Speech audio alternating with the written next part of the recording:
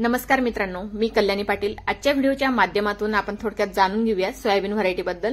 तर मित्रांनो, बऱ्याच शेतकऱ्यांचा प्रश्न आहे की सोयाबीन लागवड करायची आहे पण व्हरायटी कोणती घ्यायची। तर मित्रांनो, गेल्या वर्षापासून येलो मोजॅकचं प्रमाण वाढतंय सोयाबीन पिकामध्ये आणि सोयाबीन पिकाचं जे काही उत्पादन आहे येलो मोजॅकमुळे घटतंय आणि त्याच्यामुळे शेतकऱ्यांची म्हणजेच खूप मोठ्या प्रमाणात नुकसान देखील होतंय।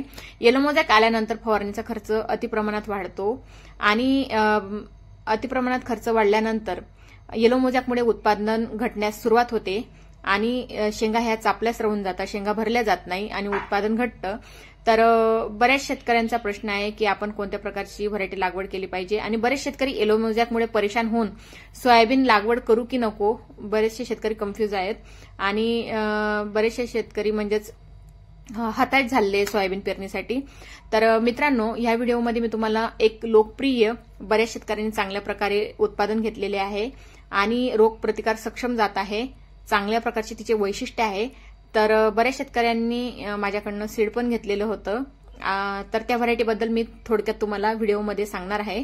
तर जे येलो मोजॅकमुळे परेशान झालेले असतील त्या शेतकऱ्यांनी हा व्हिडिओ नक्की बघा आणि जास्तीत जास्त शेतकरी बंधूंपर्यंत शेअर करा। आणि हो, तुम्ही जर माझ्या चॅनलवर नवीन असणार तर लाईक करा, सबस्क्राईब करायला देखील विसरू नका, कारण अशाच नवीन पद्धतीची अपडेट माझ्या चॅनलवर तुम्हाला मिळत राहील। तर मित्रांनो, कोणती आहे ती व्हरायटी समोर बघूया। तर मित्रांनो, बऱ्याच वर्षापासून शेतकरी सोयाबीनचं उत्पादन घेत आहेत आणि येलो मोजॅकमुळे उत्पादन घटतं आणि फवारणीसाठी खर्च देखील जास्त लागतो आणि सोयाबीनला भाव मिळत नाही। त्याकरता बरेच शेतकरी हताश होऊन सोयाबीन पेरणी करावी की नको, बऱ्याच जणांच्या समोर म्हणजे हा प्रश्न उभा राहिलेला आहे। तर मित्रांनो, सोयाबीन पेरणीसाठी कोणतं वाण आहे ते योग्य राहील। तर मित्रांनो, सोयाबीन पेरणीसाठी मी एका वाणाची निवड करत आहे आणि ते वाण माझ्या सानिध्यात तर म्हणजे लोकप्रिय आहे आणि माझ्याकडून बऱ्याच शेतकऱ्यांनी सीड देखील घेतलेलं होतं। त्या शेतकऱ्यांचा मला फीडबॅक आलेला होता, तर मॅडम, माझ्या शेजारच्या प्लॉटवर येलो मोजॅक आला होता पण माझ्या शेतात कोणत्याच प्रकारचा रोग आला नाही, येलो मोजॅक आला नाही आणि मला उत्पादन एकरी हे चांगल्या प्रकारे मिळालं। तर बऱ्याच शेतकऱ्यांचा म्हणजेच फीडबॅक मला अशा पद्धतीचा होता, बऱ्याच शेतकऱ्यांना चांगल्या प्रकारे उत्पादन मिळवून दिलेलं आहे या जातीने। तर ती जात आहे RVSM 1135। तर मित्रांनो, RVSM 1135 व्हरायटी जी आहे हिचे वैशिष्ट्य खूप खास आणि लोकप्रिय वैशिष्ट्य आहेत। तर त्याची जी वैशिष्ट्य आहे ते म्हणजेच ही मध्य प्रदेशची व्हरायटी आहे आणि विशेष म्हणजेच ओलीत आणि कोरडवाहू दोघं क्षेत्रात येणारी व्हरायटी आहे आणि जवळजवळ म्हणजेच 110 ते 120 दिवसात हार्वेस्टिंगसाठी तयार होणारी व्हरायटी आहे आणि तिच्यात सर्वात मेन खासियत आहे म्हणजेच येलो मोजॅक येत नाही, मुडकूच येत नाही, करपा येत नाही, तंबेरा येत नाही, रोग प्रतिकार सक्षम व्हरायटी आहे आणि त्यामुळे फवारणीचा खर्च देखील खूप कमी येतो।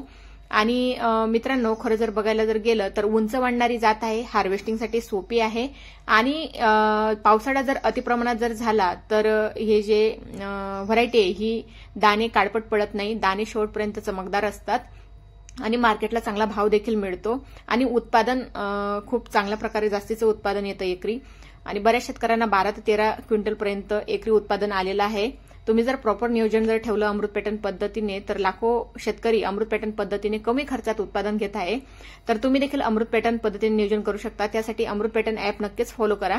आणि खरं जर बघायला गेलं तर 1135 म्हणजे RVSM 1135 ची एक दुसरं एक वैशिष्ट्य आहे, ओलीत कोरडवाहूमध्ये तर चालतेच आणि तुम्हाला जर हार्वेस्टिंगसाठी जर उशीर झाला आणि अवकाळी जर पावसात जर तुमचं जर हे पीक जर सापडलं आणि पाऊस जास्तीचा झाला तर शेंगा ह्या झाडावर तडकत नाही, फुटत नाही, कुठल्याही प्रकारचं नुकसान होत नाही।